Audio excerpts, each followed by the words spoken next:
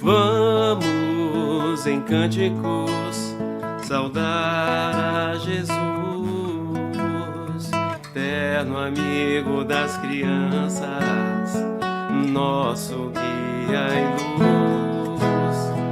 Ó amigo Jesus, nosso protetor, dai-nos a luz pura do vosso santo amor. Vosso exemplo santo queremos imitar, e as vossas lições vinde hoje inspirar. Vosso exemplo santo queremos imitar, e as vossas lições vinde hoje inspirar.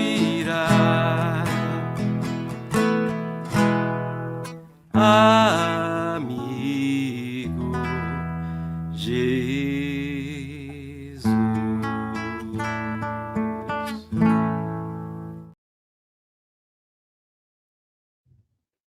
Graças a Deus. Vamos, nesse instante, fechar os olhos, pensar em Jesus, o amigo querido de todas as horas, aquele que nos protege, que nos ampara, que está sempre conosco nas horas de dificuldade, de dor, de sofrimento, mas também nas horas de alegria e de contentamento. Senhor Jesus, amigo querido, é com alegria nos corações que nesta noite nos encontramos nesta casa de oração, neste centro espírita, e todos nós, Senhor, aqueles que se encontram nas redes sociais e os que aqui se encontram presentes, se encontram num só pensamento, com a vontade de aprender, com a vontade de estudar os teus ensinamentos, à luz da doutrina espírita. Vem, Jesus, abrir os nossos corações, a fim de que possamos sentir a tua mensagem. Vem abrir as nossas mentes à compreensão. Mestre amado Jesus, pedimos-te a proteção e o amparo ao nosso amigo querido, que tem a tarefa de comentar o teu evangelho nesta noite. Que os bons espíritos possam inspirar o jovem palestrante, a fim de que possa trazer a nós, com simplicidade, com clareza, os teus ensinamentos à luz da doutrina espírita. Assim, Jesus, em teu nome, em nome dos amigos queridos, espíritos iluminados que dirigem a nossa reunião pública, iniciamos assim os trabalhos da noite de hoje, dizendo muito obrigado e que assim seja.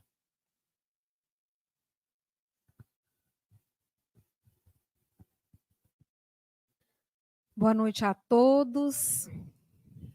Que Jesus abençoe a programação da nossa reunião pública da noite. Reunião que está acontecendo aí virtualmente pelo Centro Espírita Online, Allan Kardec, e aqui presencialmente no Centro Espírita Irmão Áureo, em Goiânia, Goiás. Então, nós estamos aqui no Salão do Evangelho, onde é estudado os temas do Evangelho, segundo o Espiritismo de Allan Kardec. E o tema da noite de hoje é Salvação dos Ricos, do capítulo 16, Não se pode servir a Deus e as riquezas. Dos itens 1 a 6. Nosso palestrante terá até às 20h30 para explanar sobre o tema. E após as 20h30, nós temos 10 minutinhos de perguntas e respostas, que quem está aqui pode se dirigir à nossa irmã Terezinha, que está aqui para colher as perguntas. E quem está nas redes sociais, pelos chats aí das nossas redes, né? Enviar aí suas dúvidas relacionadas ao tema da noite. Após esse momento, nós vamos passar por um momento de tratamento, em que quem está no online seguirá o vídeo com o passe à distância, coloca já seu recipiente com água para ser fluidificada, e a programação da reunião pública online termina com a prece do passe. E para quem aqui está, nós também vamos receber o passe presencial.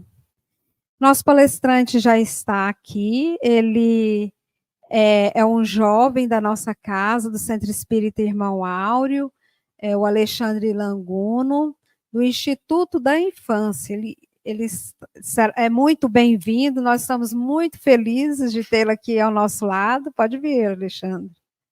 Seja muito bem-vindo. Boa palestra para nós.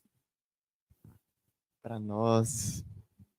Muito obrigado. Obrigado a todos por estar aqui presente hoje. Obrigado ao Geraldo Júnior pelo convite e a confiança de estar aqui hoje. Obrigado aos familiares pelo apoio que me deram hoje e sempre. Né? Hoje iremos abordar um tema muito fácil, assim dizer, salvação dos ricos. Aqui todos nós somos ricos, né?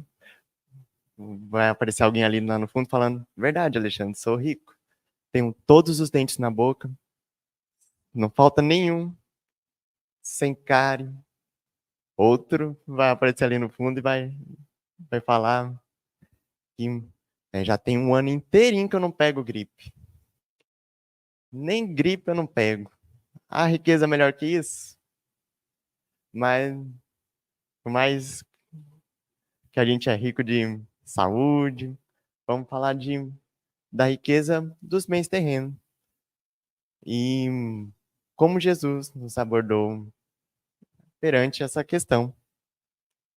E o nosso primeiro tópico, vamos assim dizer, é o próprio nome do capítulo. Pegamos a frase de Jesus, não se pode servir a Deus e a Mamon. O que é ou quem é Mamon?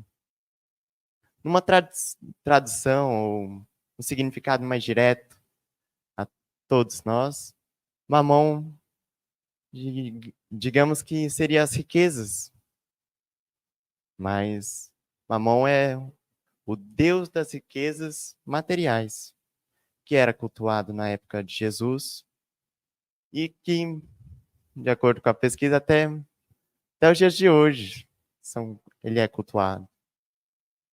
Mas Jesus não quis dizer a servir, propriamente dito, ao Deus Mamon.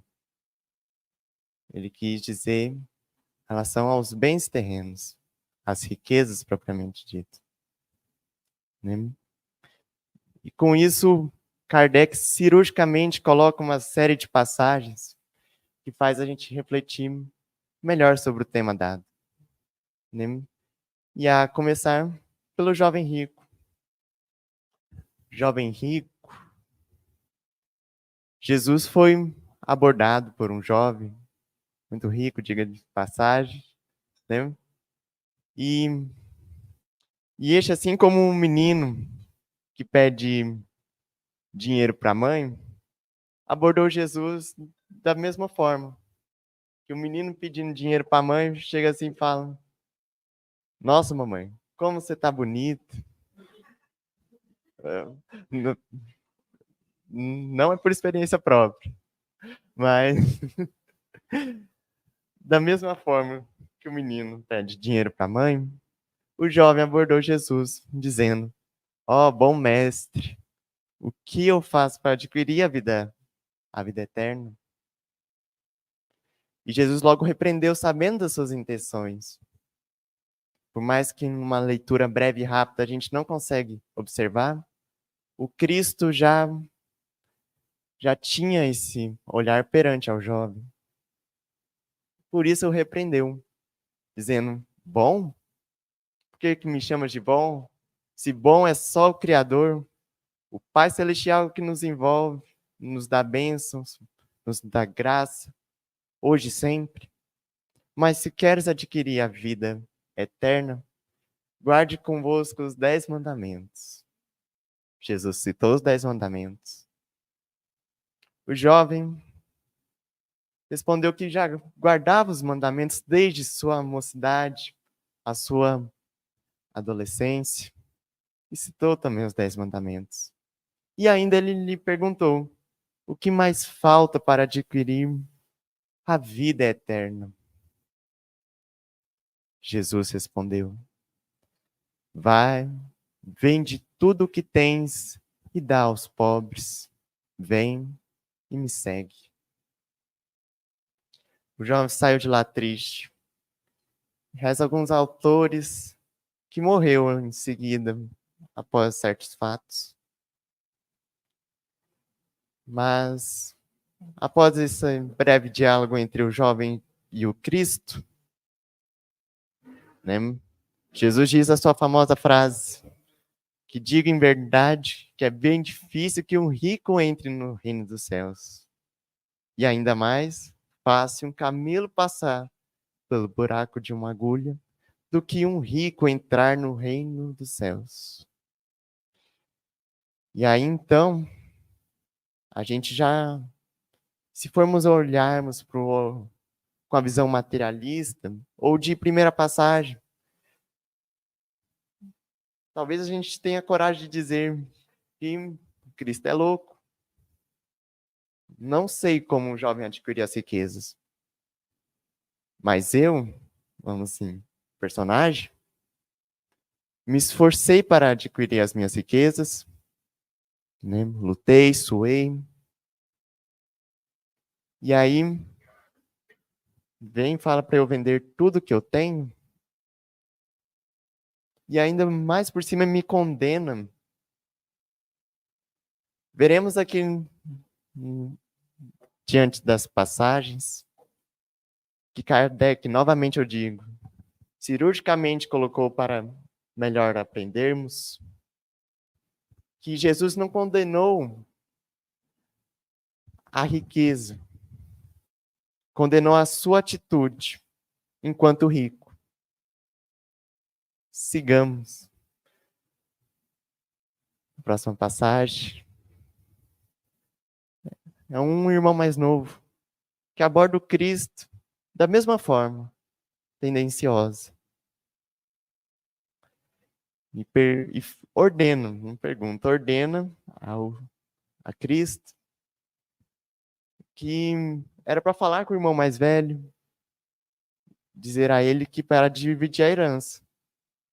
Novamente eu trago a visão materialista da situação. Não é nada de estranho em repartir a herança. Somos 2 irmãos, né? Meu pai conseguiu as terras honestamente, a vinha honestamente. Do que há de mal dividir metade, metade igualmente? Não sei se meu irmão é um bom administrador. E eu tenho o potencial de administrar a vinha. Por que ele quer tomar a vinha de mim? E Cristo repreende, mas serenamente contando o caso do rico insensato. Era uma vez um rico cuja sua lavoura, vamos assim dizer, produziu muito.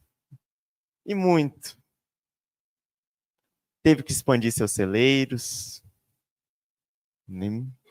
E obteve alimento para finalizar a sua vida.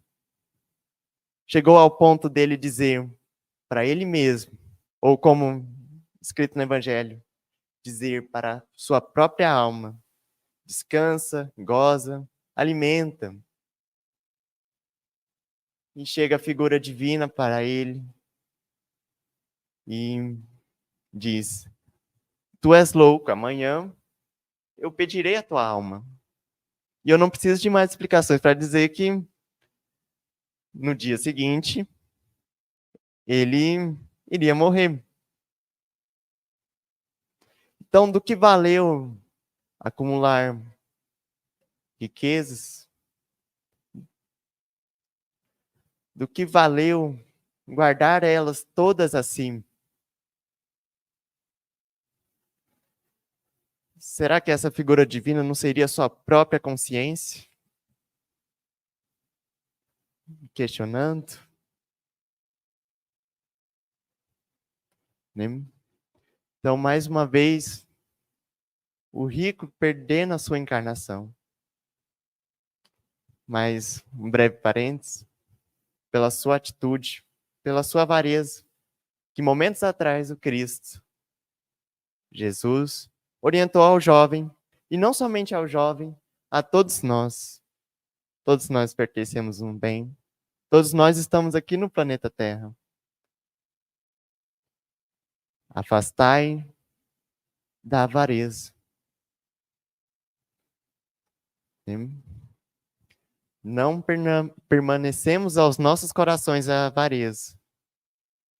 Então, novamente, Jesus condenando as atitudes do rico e, consequentemente, a do irmão, e não somente a riqueza, ou não a, em especial, a riqueza e os bens terrenos.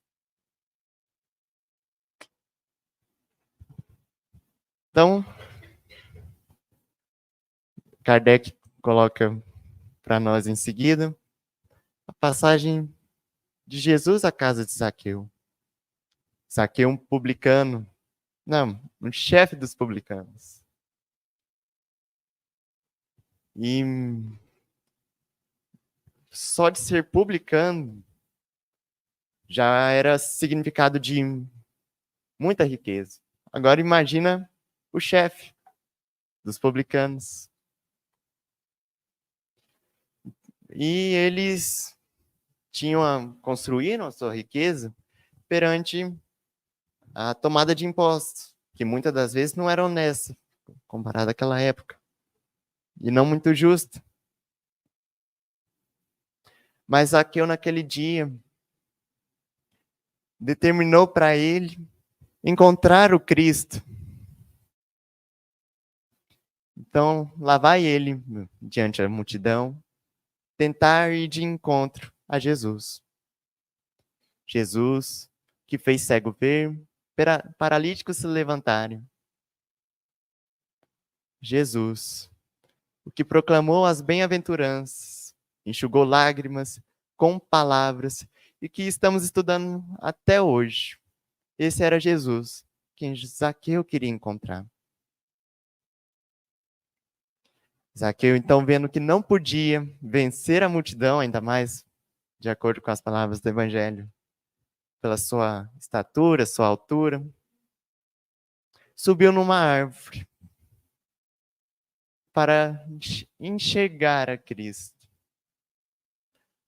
Mas, diga em verdade, que Zaqueu não fez igual o menino querendo subir num pé de goiabeiro, se esforçando ao máximo para alcançar a goiaba. Zaqueu elevou não somente ao seu corpo, mas também a sua alma, o seu coração, para encontrar a Cristo. E isso tem um significado muito maior do que pensamos, muito mais além do que no ato de subir na árvore. Então, Zaqueu eleva para encontrar a Cristo.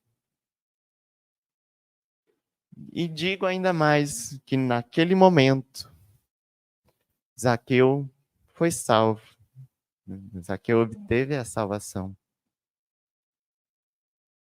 Mas Cristo, com a sua mediunidade, vendo isso, né, atentou para Zaqueu em cima da árvore e ordenou a Zaqueu a descer e, indo por cima, ordenou para que ele hospedasse ele em sua casa. Zaqueu, cheio de honra, hospeda Cristo em sua casa. A multidão questiona, porque como é que Cristo irá se hospedar numa casa de um homem desonesto? Vai lá, Cristo, se hospedar na casa de Zaqueu. Zaqueu diz que doou metade dos seus bens aos pobres e reconciliou com seus adversários. Foi então que Jesus disse que ali houve salvação, que esse também é filho de Abraão. E aí eu trago o questionamento novamente. Jesus condenou a riqueza, o rico, ou as atitudes? Que Zaqueu era rico. Sigamos. Parábola do mal rico ou o rico e o Lázaro. Lázaro era um mendigo que ficava na porta de um rico. Lázaro se alimentava das migalhas que os cães deixavam. Não era nem mesmo das mesas. Foi então que ambos desencarnaram. Lázaro foi para os seios de Abraão, enquanto o rico foi, digamos assim, para o umbral. E aí então o rico, indignado, achando ruim a situação, pergunta para Abraão se ele não pode ir lá socorrer ele. Pois lá estava quente, o fogo ardia. Mas aí Abraão lhe responde que há um grande abismo, que não dá nem para ele ir até Abraão, nem Abraão ir até ele. E aí então o rico, se despertou para a vida. E ainda por cima,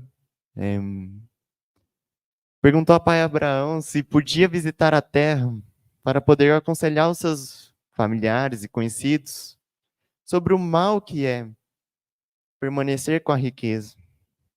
Porque a piedade naquela época era ser igual a ser chamado de tolo.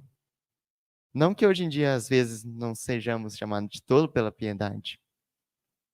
Mas naquela época era muito mais notável. E aí pai Abraão responde a ele que os profetas já estavam lá para orientar com as palavras e que se eles não tivessem a vontade de escutar nem os próprios profetas que estavam vivos, quem dirá um morto voltar à vida? Nessa passagem a gente vê um significado muito grande, principalmente nessa parte do abismo, onde há entre Abraão e o rico. Esse abismo poderíamos chamar pela consciência do rico, a consciência de ver Lázaro lá todo dia e não fazer nada, permanecer com a comida, a abundância, os gozos, os benefícios e as graças que a riqueza proporcionava a ele, enquanto Lázaro lá sofria, luta na sua vida. Então, não digo em verdade que nem o Cristo foi o que condenou a riqueza ou os ricos, mas sim será a consciência, a nossa própria consciência, de sabermos que possuímos riquezas e não podemos ajudar ao próximo. Essa consciência será o nosso próprio mármore do inferno que nos queimará. Será o abismo, o remorso será o fogo que nos queimará. De saber que vimos um irmão a chorar, uma criança passando fome, e recusamos a ajudar, tal igual o rico. E a finalizar, a parábola dos talentos. Novamente eu vou dizer essa frase porque Kardec especialmente colocou essas passagens muito bem. E a parábola dos talentos pode ser ampliada num significado muito amplo. Mas, neste caso do capítulo, não se pode servir a Deus e as riquezas, irei estreitar somente ao significado dos talentos perante as riquezas que a gente recebe. A riqueza que eu, Alexandre, tenho hoje e que eu, enquanto ouvinte da palestra, também tenho. Todos nós temos a riqueza. Então, diz Jesus que havia um senhor que iria se ausentar e confiou aos seus servos, cada um com sua capacidade, conhecendo bem os seus servos, um a 3 talentos, digamos, moedas, outra a 2, outra a 1. E ordenou que cuidasse das moedas, multiplicasse-as. O que teve 3 talentos, foi lá, negociou, multiplicou suas moedas. Segundo, que obteve 2 moedas, fez o mesmo. Dobrou suas moedas e obteve 4 talentos. E o que recebeu somente 1 talento, guardou, enterrou a terra. Eis que o Senhor volta e cobra. Está aqui, Senhor. 3 talentos e mais 3. 2 talentos, mais 2. E você, do que você fez dos seus talentos? O seu talento. Sei que o seu Senhor é muito rígido e enterrei com medo das advertências. E aí então, o Senhor repreendeu, tentando trazer o significado para perto de nós.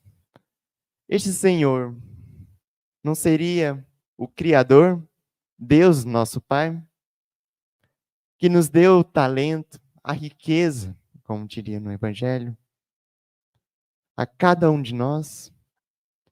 E esse não permitiu que multiplicasse os talentos ou as riquezas? Ele permitiu. Mas aquele que ficou na filosofia, a maré mareia, o sapo sapeia, e eu vou viver aqui, enterrar o meu talento, prevenido o cisco. Este foi repreendido. Alexandre, então, você está querendo me dizer que para eu buscar as riquezas, ter a ganância de me ascender socialmente e utilizar isso ao meu bem próprio? Veremos na próxima semana a como aplicar melhor essas riquezas. O que os espíritos não têm a dizer sobre a aplicabilidade da riqueza. Mas, adiantando um pouco, vemos no plano espiritual que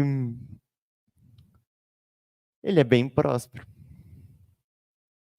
No plano espiritual, a morada verdadeira do espírito não é nada comparado à pobreza que a gente tem aqui na Terra. No plano espiritual, vemos que possui a complexidade de prédios, transportes que acho difícil a gente ver aqui no Cerradão. E essa imagem é descrição da médium Vânia, que teve um merecimento, né, e a honra de poder visitar as 20 colônias que abrangem o Brasil. E essa foi a descrição e a ilustração próxima que a gente tem dessas colônias. E essa colônia aí é a Sol Nascente. Fica em Minas Gerais. Mas também a gente tem uma mais conhecida, o Nosso Lar. Vejamos agora pela imagem qual a representação mais simples que nós, seres humanos, representamos o nosso lar. O máximo que a gente conseguiu foi essa imagem. É algo que eu, particularmente, não consigo imaginar. Nem em Goiânia, nem no Brasil, nem no mundo. A arquitetura, árvores, transportes, a vibração, algo transcendental, algo que não podemos alcançar, enquanto aqui no plano material. Mas quanto o nosso lar, quanto a morada do sol, não são prósperos? Não houve uma boa aplicabilidade das riquezas? Então é isso. Tragamos essas reflexões ao nosso mais íntimo. Lembremos todos os instantes que Jesus não condena. Jesus nos avisa do que as palavras a que referi foram superficiais para descrever a tamanha grandiosidade das palavras do Cristo perante aos tempos daquela época, perante aos tempos de hoje. O Cristo, que descreveu por parábolas, evangelistas que contam casos, trazer ao nosso coração, a nossa alma, e desejam a cada um de nós o melhor. O Pai Criador deseja que nós voltemos a Ele. Então, agradecemos a grande oportunidade de estarmos aqui estudando o Evangelho, escutando a palavra do Mestre Jesus. Muito obrigado pela atenção de cada um aqui. Horário certinho? Perfeito. Muito bem. Nós agradecemos o Alexandre Languno pela palestra, muito simples, mas muito clara, né? O Centro Espírita Irmão Áureo, o Centro Espírita Online Allan Kardec, tem o compromisso de investir no jovem, porque não há idade. Qual é o espírito mais velho, afinal de contas, de todos nós? Né? O espírito tem idade? Qual que é o mais maduro? Qual é o mais velho? Então é isso, o Alexandre Languno é um trabalhador do Instituto da Criança, aqui do Centro Espírita Irmão Áureo de Goiânia, e foi criado na doutrina espírita, nasceu em berço espírita, né? Os pais dele são trabalhadores daqui do Irmão Áureo também, e ele foi evangelizado, né, na evangelização infantil, e foi também aluno da escola espírita. E o resultado está aí, né, gente? E vamos melhorando cada dia mais, né? Então, nós temos essa tarefa de investir no jovem.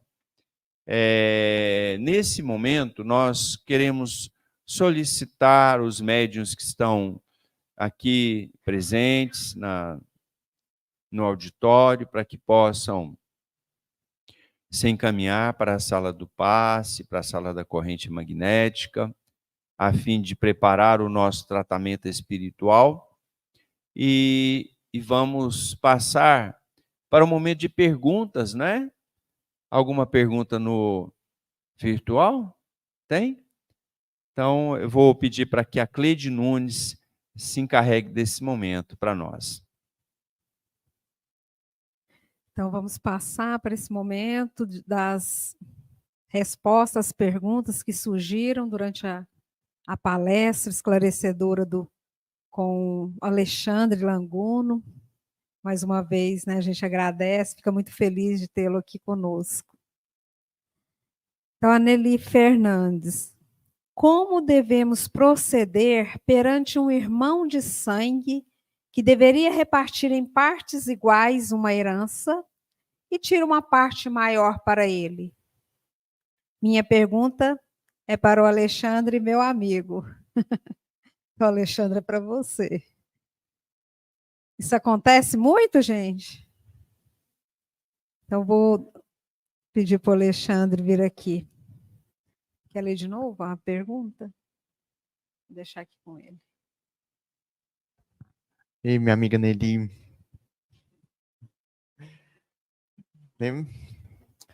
Olha, eu confesso que, assim como Cristo, eu não sou juiz. Eu não tenho nem autoridade. Mas, para não deixar a pergunta, lembremos-nos do que o Cristo diz ao jovem que quis a sua herança de volta. Ele não questionou o irmão de ter tomado a herança por todo. Jesus questionou ao jovem que requeriu a herança. Mas questionou o quê? As suas intenções. Do que a gente irá fazer com a riqueza que a gente recebeu, ou que está prestes a receber. Essa situação da herança é algo, como diz a Cleide, muito comum. Mas esse questionamento é o que deve ser feito para nós mesmos. A nossa reforma íntima irá nos responder da melhor forma. Obrigado. Isso mesmo, baseada aí nos ensinamentos de Jesus, né? Que a gente saiba perdoar aquele que errou aos nossos olhos. A gente também não sabe, né, o porquê das atitudes da pessoa, e a reencarnação tem nos explicado muitas coisas sobre isso. Que a gente saiba perdoar, essa é a nossa parte, né? A segunda pergunta é: como conciliar a necessidade de viver na Terra e de termos alguns recursos materiais para não sermos pesados a ninguém e o ensino de Jesus? Vou pedir para o Geraldo vir aqui explanar. Muito bem. Não é fácil, né? Não é fácil a gente ter a necessidade de viver aqui na Terra, ter a necessidade de ter algum patrimônio, de amealhar alguma coisa, de trabalhar disciplinadamente, diariamente, para adquirir alguma coisa, porque nós não podemos ser pesados para o semelhante. Nós não podemos deixar de atender às necessidades materiais, do pagamento dos impostos, da criação dos filhos, da casa própria, porque se nós negligenciarmos isso, nós vamos ser pesados para alguém. Então, não vamos estar sendo cristãos. Jesus, por certo, não quis recomendar que nós devamos vender todos os nossos bens para distribuir aos pobres. Não foi isso que ele quis dizer. Ele, naquele momento, estava fazendo um teste com o jovem rico para ver o desprendimento dele. Agora, a sabedoria nos ensinamentos de Jesus consiste em nós nos desapegarmos dos bens materiais, nos despojarmos desses bens, sabermos renunciar a eles quando chegar a hora da nossa partida, quando chegar o momento do nosso desencarne.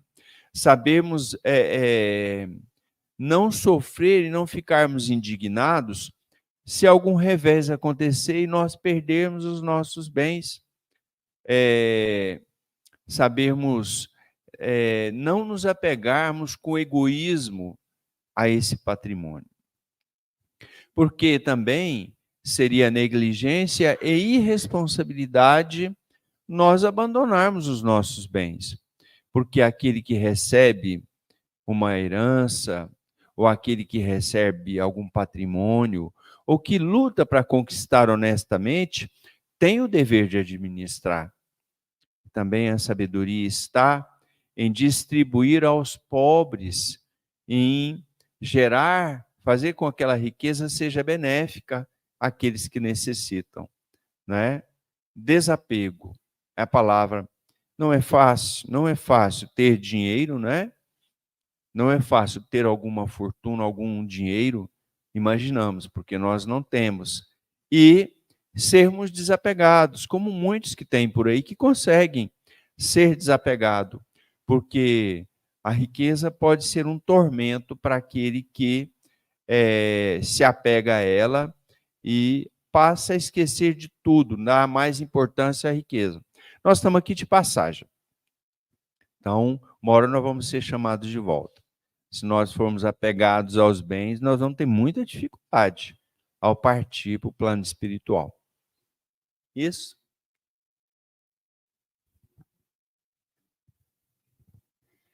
E agradecemos ao Geraldo pelas contribuições. E ainda tem uma pergunta. Como saber se estamos servindo a Deus ou a Mamon? Que a gente sabe disso. Que a gente está julgando muitos outros, né? E pensando no outro, mas e a gente? Se o Stalin quer vir dar uma palavrinha aqui, responder?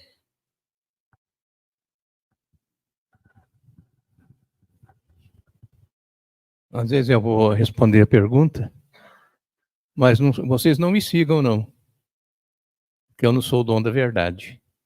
Mas nós temos que saber essa diferenciação dos dois obrigações que nós temos. Como servir a Deus e como servir a Mamon. Vocês sabem que tudo é obra divina. Servir a Mamon, que é o Deus das riquezas, materiais, né? Materiais. Nós estamos acabando de falar, nós temos que trabalhar bem para cultivar os nossos bens materiais, para que nós tenhamos o uso e fruto deles, que nós possamos usar os bens materiais e o fruto, auxiliar o nosso semelhante. Não é que Jesus colocou que nós temos que, aquele que faz o uso, fica sem, não, o fruto nós devemos auxiliar. Só não temos que esquecer que os dois andam juntos, as riquezas. A riqueza espiritual, que nós temos que cultivar ela, o dia a dia, igual nós cultivamos o ganho material. Por que que é? Porque o futuro nosso está nesse desprendimento da riqueza material, para adquirir a riqueza espiritual. Porque aonde tiver o seu tesouro, ali está o seu coração também. Aí vocês julgam qual que é mais vantajoso, o futuro ou o presente que nós estamos vivendo. Obrigada. Nós agradecemos seu Stalin pelas palavras, né? E é isso mesmo, a nossa medida sempre vai ser o amor, né? Como Jesus nos ensinou. Se a gente seguir essa fórmula do amor, que a expressão maior do amor era a caridade. Então, quando a gente usa de caridade para com o próximo, a gente está seguindo o caminho certo. E também para essa questão, a caridade e o amor, né? Eu penso que nós estamos aqui... Ah, tá. Só mais uma aqui, a Odeli, vai dar tempo, rapidinho. Boa noite, sou Odeli de Goiânia. Como ajudar aquelas pessoas que não têm interesse de se melhorar? Ou seja, você ajuda com bens materiais e eles não se esforçam de forma alguma para se sustentar. Bom, o que cabe a nós é fazermos o bem, sem olhar a quem, né? Então, a nossa parte está sendo feita, A do outro, o que é do outro é do outro, o que é da gente é da gente. Às vezes aquela pessoa, ela ainda não tem a maturidade moral ou espiritual para compreender a dimensão daquilo que ela está sendo beneficiada. Então, nós temos que sermos caridosos nesse momento, esperar o tempo dela, porque nós também tivemos o nosso tempo, ou temos ainda muita coisa para aprender. Então, é caridade também ter paciência com esse ser que ainda não reconhece ou não tem gratidão, mas o importante é que a nossa parte seja feita, que a do outro cabe a ele e Deus. Então, não nos cabe julgar segundo o Evangelho. Então, se você está fazendo a sua parte, muito bem. Agora, o que é do outro, é do outro. Vamos deixar ele com Deus. O momento certo vai acontecer. E não vai ser no nosso momento, é no tempo de Deus, né?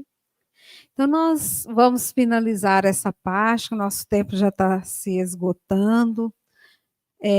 Vamos pedir a quem está no online já preparar aí seu recipiente com água para ser fluidificada, porque passará pelo tratamento espiritual, pelo passe à distância, que a gente sabe que para o pensamento não existe barreira, para quem tem fé, sempre alcança.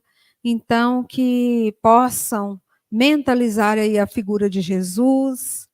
E a reunião pública, para quem está no online, encerra com a prece do tratamento. Uma boa noite a todos e que possamos nos encontrar na próxima semana. Nos preparemos para o momento do passe e fluidificação das águas. Coloque um recipiente com água limpa para ser fluidificada. Irmãos, não importa aonde você está, quais as dificuldades que está enfrentando, Jesus está sempre pronto para vir em nosso socorro. Coloque-se de maneira confortável, que lhe facilite a concentração e a receptividade. Respire lenta e tranquilamente. Inspire, expire. Inspire, expire. Encha seus pulmões de ar e solte bem devagar. Deixe que energias de tranquilidade e paz penetrem seus pulmões, circulem por todo o corpo. Sua alma, em harmonia com o corpo, se sente tranquila e em paz. Mentalizemos a passagem de Jesus. Dia claro, os raios dourados do sol iluminam a paisagem alegre de Cafarnaum. Casario branco, trepadeiras multicoloridas e pássaros saltitantes enchem a paisagem de otimismo. A notícia das curas atraía a multidão dos necessitados. Subitamente Jesus aparece, esguio e belo. A túnica desce-lhe até os pés. Ao pôr do sol, todos os que tinham doentes atingidos de males diversos traziam-nos, e ele, impondo as mãos sobre cada um, curava-os. Assim narra o evangelista Lucas. Mentalize Jesus se aproximando de você. Ele impõe as mãos amigas sobre a sua cabeça. Perceba que de suas generosas mãos cai uma cachoeira de águas claras e puras, vindas do seu amor, a te banhar. Derramam-se em sua cabeça, descem pelos ombros, banham todo o seu ser, te trazendo paz, serenidade, equilíbrio. limpam todas as impurezas e te pacificam. Sinta estas águas te banhando, limpando. Respire. Mentalize agora Jesus como sol diante de você. Sua luz, seu calor te envolvem. Sinta as energias curadoras que emanam do Cristo em sua direção. Ele ouve as suas preces. Confie nele. Seu amor é infinito e te acompanha e protege, oferecendo de tudo o que necessitas. Confie. Absorva as energias curadoras de Jesus. Sua luz te envolve. Sinta essas energias percorrendo todo o seu corpo. Sinta-se fortalecido e em paz. Senhor Jesus, divino amigo, estende as tuas mãos generosas, Senhor, e transforma estas águas em remédio para os nossos males físicos e espirituais. Guarda-nos, Jesus, em sua paz. Estende as vibrações de amor em benefício do meu lar, Senhor. Que aqui possa reinar a paz, a saúde, a tranquilidade. Nós lhe rendemos graças, Jesus. Fica conosco hoje e sempre. Graças a Deus. Faça uso da água fluidificada.